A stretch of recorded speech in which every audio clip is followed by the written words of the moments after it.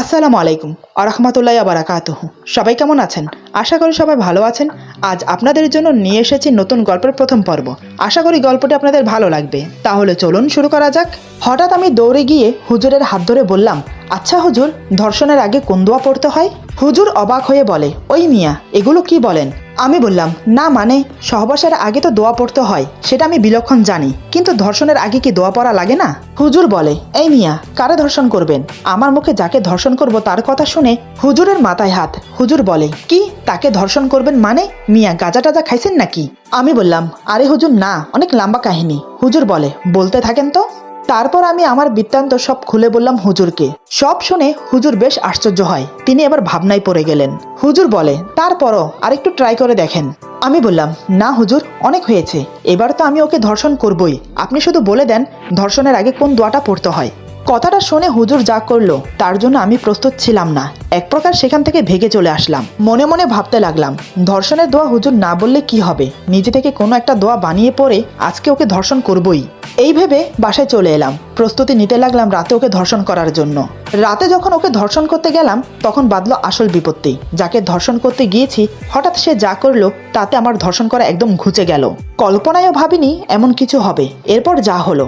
আমার নাম মুবাশির, সবাই আমাকে মুবাশির বলেই ডাকে। তবে আমার আরেকটা নাম আছে যেটা এখানকার কেউ জানে না। কেউ জানে না আসলে আমি কে, একসময় আমি কি ছিলাম। যাই হোক, সেটা ক্রমশ প্রকাশ্য। এখন বর্তমান আমি একজন সাধারণ মানুষ, একটা ভালো কোম্পানিতে জব করি। ঘরে বাবা আর আমার সৎমা আছে। সৎমা আমাকে নিজের ছেলে কখনোই মনে করতো না, কিন্তু মুখে প্রকাশ না করলেও আকার ইঙ্গিতে বুঝিয়ে দিত আমি তার সৎ ছেলে। প্রায় 10 বছর ওনার সাথে থেকেও যখন ওনার নিজের ছেলে হয়ে উঠতে পারলাম না, তখন থেকে একটা চাকরি নিয়ে তাদের থেকে অনেক দূরে আলাদা থাকতে শুরু করলাম। তবে এত দূরে চাকরি নিয়ে আলাদা থাকার পেছনে আরও একটা কারণ ছিল, সেটা আপনারা গল্পের মাঝেই জানতে পারবেন। যাই হোক, আমার ব্যাপারে কিছু বলে রাখি। আমি দেখতে খুবই হ্যান্ডসাম, উচ্চতা 5 ফুট 6 ইঞ্চি, গায়ের রং উজ্জ্বল ফর্সা, বলতে গেলে সুদর্শন এক যুবক। এখন বর্তমান ভালো একটা কোম্পানিতে ম্যানেজার পোস্টে আছি। একা একটা ফ্ল্যাট নিয়ে নিজের মতো করে থাকি। একা মানুষ, খুব ভালোই নির্ভেজালে জীবন কাটছে। আর বাকি রইল বিয়ে শাদী, এসবে আমার কোনো ইন্টারেস্ট নেই। তবে একসময় ছিল, সেটা অনেক আগে মনের অন্তরালে দাফন করে ফেলেছি। বাট মানুষ যা চায় তা কি কখনো হয়? আমিও চেয়েছিলাম সারা জীবন একা কাটাবো, কিন্তু একজনের কথা রাখতে শুধু কথা না, বলা যায় তার কসম।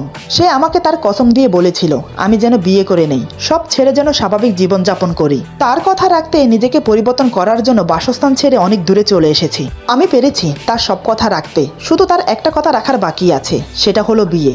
এখন ভাবছি তার শেষ কথাটাও রাখবো। তাই আমি আমার এক বন্ধুকে বিয়ের কথা বলতেই সে আমার জন্য মেয়ে দেখা শুরু করলো, কিন্তু কাউকে আমার পছন্দ হয় না। এমন একদিন আমাকে ফোন দিয়ে একটা মেয়ে দেখতে যাওয়ার কথা বলে। আমিও বললাম ঠিক আছে, বিকেলের দিকে চলে আসছি। তারপর বিকেলের দিকে আমি আমার বন্ধু দুজনে গেলাম মেয়ে দেখতে। কি বলবো, আমি মেয়েটিকে দেখে আমি চোখ সরাতেই পারলাম না। এক দেখাতেই মেয়েকে আমার পছন্দ হয়ে যায়। তার সৌন্দর্য কোনো অপ্সরা থেকে কম না, রূপের বর্ণনা দিয়ে আমি শেষ করতে পারবো না। মেয়েটি আমার সামনে যতক্ষণ বসেছিল আমি শুধু তাকেই দেখে গেছি। এটা দেখে আমার বন্ধু এবং মেয়ের মা বুঝতে পারলো মেয়েকে আমার পছন্দ হয়েছে। একসময় মেয়েটিকে ভেতরে নিয়ে যাওয়া হলো। মেয়েটিকে ভেতরে নিয়ে যাওয়ার সাথে সাথে মেয়েটির মা আমাকে বলে, বাবা, আশা করি আমার মেয়েকে তোমার পছন্দ হয়েছে। আমি লজ্জায় মাথা নিচু করে আছি, কিছু বলছি না। পাশে থাকা আমার বন্ধু বলে, আন্টি, আমার বন্ধুর আপনার মেয়েকে অনেক পছন্দ হয়েছে। ওর মুখের হাবভাবই বলে দিচ্ছে, দেখুন আন্টি, ওর কিছু চাই না, শুধু মেয়ে হলেই চলবে। এখন আপনি যদি কথা আগে বাড়ান তাহলে ভালো হয়। মেয়েটির মা বলে, সবই তো ঠিক আছে বাবা, কিন্তু ছেলের মা বাবার সাথে একটু কথা বলে নিলে ভালো হয় না? আমার বন্ধু বলে, সেটা আপনি চিন্তা করবেন না, আপনি চাইলে কালকেই ওর মা বাবাকে আসতে বলতে পারি। মেয়ের মা একগাল হেসে বলে, তাহলে তাই হোক, বিয়ের পাকা কথা না হয় ছেলের মা বাবার সাথে সেরে নেব। তখন আমি চুপ করে সব শুনছিলাম, তবে মনের ভিতর কেমন জানি একটা খটকা লাগছে। আমার খুব ইচ্ছে করছে মেয়েটার সাথে আলাদাভাবে কথা বলার। আদতে মেয়েটি বিয়েতে রাজি তো? মনের ভেতরে উসখুসটা আর দমিয়ে রাখতে পারলাম না। আমি বললাম, আমি কি ওর সাথে একটু আলাদাভাবে কথা বলতে পারি? আমার কথাটা শোনার সাথে সাথে মেয়েটির মা যেন বিচলিত হয়ে পড়লেন। তার মুখের ভাব কেমন যেন ফ্যাকাশে হয়ে গেছে। চট করে নিজেকে স্বাভাবিক করে নিয়ে বলে, না বাবা, আসলে আমার মেয়ে খুবই লাজুক প্রকৃতির, তোমার সামনে আসতেই চাইছিল না, এক প্রকার জোর করেই নিয়ে এসেছি। তাই বাবা, আমি ক্ষমা প্রার্থী, তুমি ওর সাথে কথা বলতে পারবে না। উনি কথাগুলো এমনভাবে বললেন যে আমার মনে কোনো সন্দেহ জাগলো না। আমি নিমেষে ওনার কথাগুলো বিশ্বাস করে নিলাম। ব্যাস, তারপর আর কি। পরের দিন মা বাবা গিয়ে বিয়ের দিন তারিখ ঠিক করে এলো। দেখতে দেখতে সেদিনও চলে এলো। ধুমধামের সাথে আমাদের বিয়ে হলো। সবকিছু খুব নর্মাল ভাবে হয়ে গেল, কোনো প্রকার ঝামেলা হয়নি। বিয়ে হওয়ার পর বউ নিয়ে আমি আমার ফ্ল্যাটের জন্য উদ্যত হলাম। যদিও মা বাবা বলেছিল বউ নিয়ে বাড়িতে ফিরতে, কিন্তু আমি যাইনি। আসলে আমি চাই না আমার সৎমা কোনো প্রকার ঝামেলা করুক। মা বাবাকে বললাম তোমরা না হয় আমার বাসায় আসো, কিন্তু তারা রাগ করে আমার বাসায় না এসে বাড়িতে চলে গেল। যেহেতু আমার বিয়েটা ক্লাবে হয়েছে, তাই আত্মীয় স্বজন সবাই সেখান থেকে বিদায় নিয়ে চলে গেছে। আর মেয়ের বাড়ি থেকে যারা এসেছিল তারাও চলে গেছে বিদায় নিয়ে। যেহেতু মেয়ের ভাই বোন বলতে কেউ নেই, তাই তার সাথে কেউ আসেনি। মেয়ের মা মানে আমার শাশুড়ি মা খুবই ভালো এবং খুবই অমায়িক মহিলা।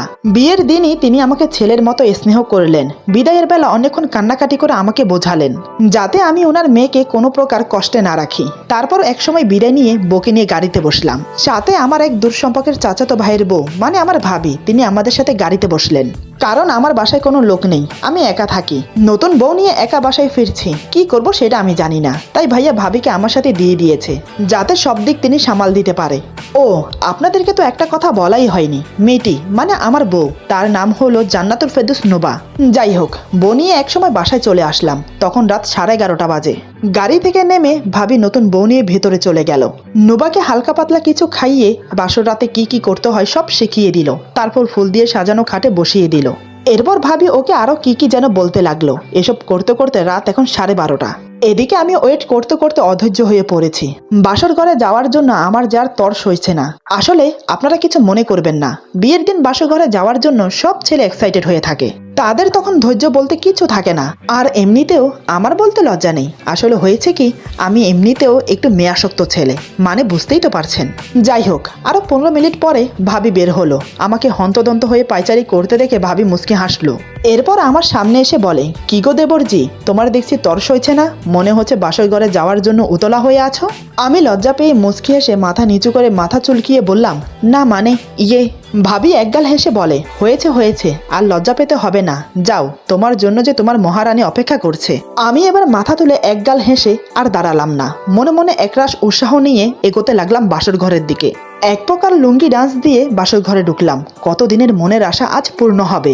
আজ বউকে মনের মতো করে ভালোবাসবো, চুমো দিয়ে দিয়ে ভরিয়ে দেব। ওর নাকে, চোখে, কপালে, গালে, ওর ঠোঁটে চুমো খাবো। ওর প্রতিটা অঙ্গে অঙ্গে ভালোবাসার পরশ ছড়িয়ে দেব। ওর ঘাড়ে কিস করে দুই বক্ষ যুগলের মাঝে মুখ গুজবো। ওর প্রতিটা স্পন্দনের শব্দ কান পেতে শুনবো।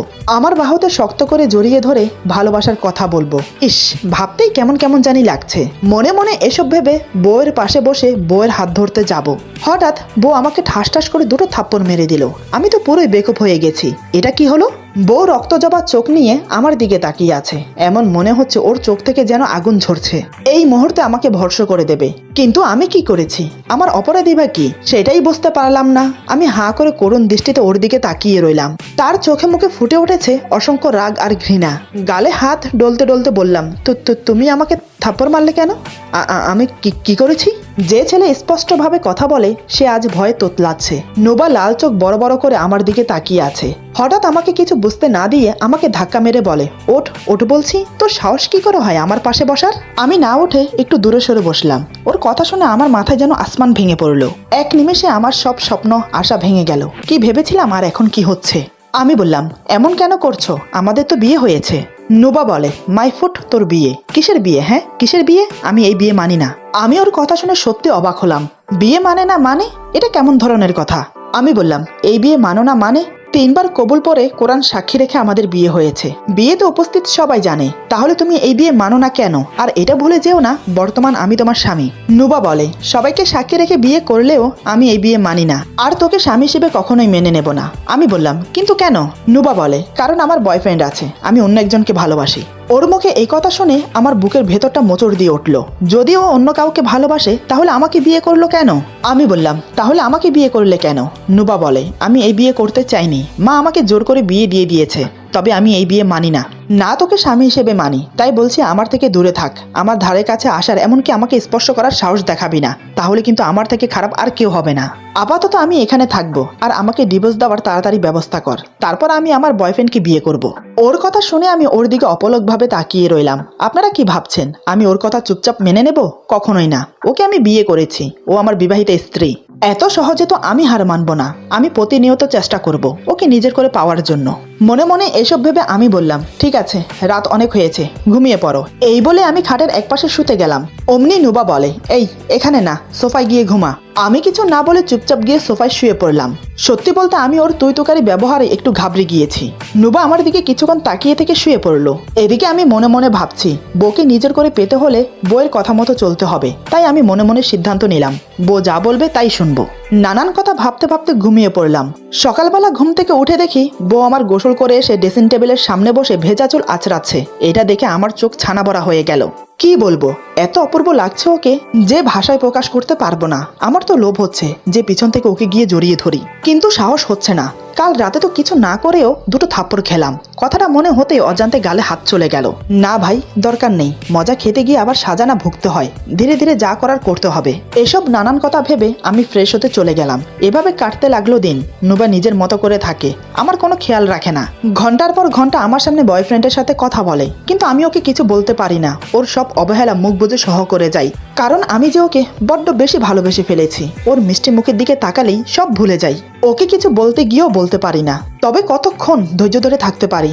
ওর সৌন্দর্য যে ক্ষণে ক্ষণে আমাকে পাগল করে দিচ্ছে।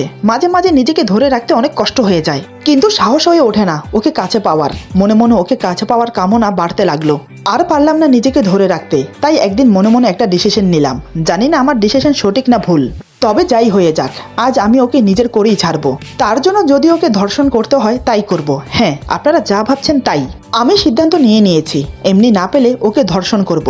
আমার স্ত্রী, আমি জোর করে ওর সাথে শারীরিক সম্পর্ক করতেই পারি। এটা ধর্ষণের পর্যায়ে পড়ে না, কিন্তু জোর করে শারীরিক সম্পর্ক করাটাকে ধর্ষণই বলে। তাই আমি হুজুরের সাথে পরামর্শ করতে গেলাম। মসজিদে প্রবেশ করে দেখি হুজুর এক কোণে বসে তাসবি পড়ছে। হঠাৎ আমি দৌড়ে গিয়ে হুজুরের হাত ধরে বললাম, আসসালামু আলাইকুম হুজুর। আচ্ছা হুজুর, ধর্ষণ করার আগে কোন দোয়া পড়তে হয়? হুজুর আমার দিকে তাকিয়ে অবাক হয়ে বলে, ওয়ালাইকুম সালাম। ওই মিয়া, এগুলো কি বলেন? আমি বললাম, না মানে সহবাসের আগে তো দোয়া পড়তে হয়, সেটা আমি বিলক্ষণ জানি, কিন্তু ধর্ষণের আগে কি দোয়া পড়া লাগে না? হুজুর বলে, এই মিয়া, কারে ধর্ষণ করবেন? আমি বললাম, আমার বউকে। আমার মুখে বউকে ধর্ষণের কথা শুনে হুজুরের মাথায় হাত। হুজুর বলে, কি বউকে ধর্ষণ করবেন মানে? মিয়া গাজা টাজা খাইছেন নাকি? আমি বললাম, আরে হুজুর না, অনেক লম্বা কাহিনী। হুজুর বলে, বলতে থাকেন তো। আমি বললাম, হুজুর আসলে কিছু মনে করবেন না। ছোট থেকে আমি একটু মেয়েদের প্রতি আসক্ত, তাই বিয়ে করে নিতে চেয়েছি খুব জলদি। বাবা মাও আমার কষ্ট বুঝে বিয়ে দিয়ে দিয়েছে, কিন্তু সমস্যাটা দাঁড়ায় বাসর রাতে এসে। কি বলবো হুজুর, বেয়াদবি নেবেন না। আমি তো পুরোই লুঙ্গি ডান্স দিয়ে ঢুকি বাসর ঘরে। ঢুকে বউয়ের ঘুমটা সরাতেই দেখি বউ তো আমার চরম সুন্দরী, কিন্তু ঘুমটা ওঠানোর সাথে সাথে বউ আমাকে ঠাস ঠাস করে দুটো থাপ্পড় মেরে বলে, ওই বেটা, মেয়ে দেখলে হোঁশ থাকে না? আমি বললাম, না মানে তুমি তো আমার বউ। বউ বলে, ধুর, আমি তো মায়ের চাপে পড়ে বিয়ে করেছি। আমি বললাম, কি? বউ বলে, হ্যাঁ, আর আমার বয়ফ্রেন্ড আছে, সো আমার কাছে আসার একদম চেষ্টা করবি না। হুজুর আমি তো একদম শেষ, নতুন বউয়ের কাছে চর খেলাম, তার উপর তুই তাই ব্যবহার, মানা যায় কি? হুজুর বলে, না না, একদম মানা যায় না। আমি বললাম, সেখান থেকে শুরু। প্রতিদিন সকালে গোসল শেষ করে এসে মাথার চুল ছেড়ে আয়নার সামনে দাঁড়ায়। বিশ্বাস করুন হুজুর, মনে হয় ও যেন মানুষ না, খাস পরি। আমি সহ করতে পারি না হুজুর। রাতে যখন সে আমার পাশে শুয়ে থাকে আমি সহ করতে পারি না, তো এই অবস্থায় আমি ধর্ষণ করব না তো কি করব? সব শুনে হুজুর বেশ আশ্চর্য হয়। তিনি এবার ভাবনায় পড়ে গেলেন। হুজুর বলে, তারপর আরেকটু টাইম দিতে পারেন। আমি বললাম, না হুজুর, অনেক হয়েছে, এবার তো আমি ওকে ধর্ষণ করবই। আপনি শুধু বলে দেন ধর্ষণের আগে কোন দোয়াটা পড়তে হয়। হুজুর মনে মনে বলে, হাই আল্লাহ, জীবনে এটা দেখারও বাকি ছিল, এই প্রথম দেখলাম বউকে ধর্ষণ করতে হুজুরের কাছে পরামর্শ নিতে কাউকে আসতে। হুজুর চুপ করে আছে দেখে আমি বললাম, কি হলো হুজুর, বলেন না। এবার হুজুর রেগে দাঁড়িয়ে বলে, ওই মিয়া, ধর্ষণ করার দোয়া হয় নাকি? দেখুন এটা কিন্তু ঠিক না। আমি আর হুজুরের মুখের উপর কথা বলতে সাহস পেলাম না। সেখান থেকে কোনো মতে বেরিয়ে এলাম। রাস্তায় চলতে চলতে মনে মনে বললাম, আল্লাহ, এ তো হুজুর না, পুরোই মদিনার খেজুর। নানান কথা ভাবতে ভাবতে একসময় বাসায় চলে আসি। বাসায় এসে দেখি বউ আমার বারান্দায় দাঁড়িয়ে কার সাথে যেন কথা বলছে। এদিকে আমি কিছু বলতেও পারি না। প্রথমত আমি ওকে খুব ভালোবেসে ফেলেছি, দ্বিতীয়ত সে আমাকে হুমকি দিয়ে রেখেছে যদি আমি কাউকে কিছু বলি তাহলে সে আত্মহত্যা করবে এবং সব দোষ আমার উপর দেবে। আমি এসে সোফায় বসে আছি। আমি যে রুমে আছি তার কোনো ভ্রুক্ষেপে নেই। অনেকক্ষণ বসে থাকার পর যখন দেখলাম সে আমাকে খেয়াল করছে না, তখন আমি কথা বলতে বাধ্য হলাম।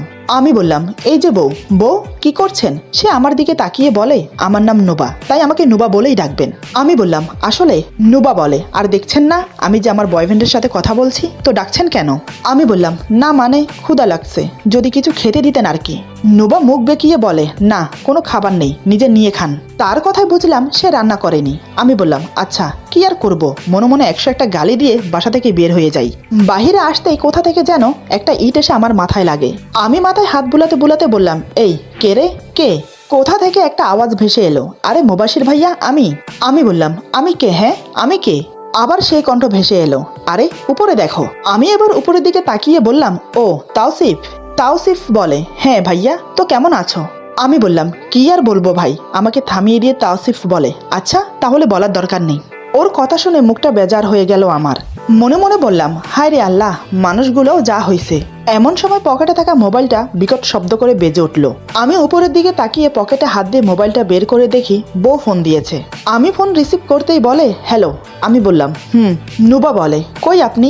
আমি বললাম, আমি বাহিরে। নুবা বলে, আমার একটু কাজ আছে।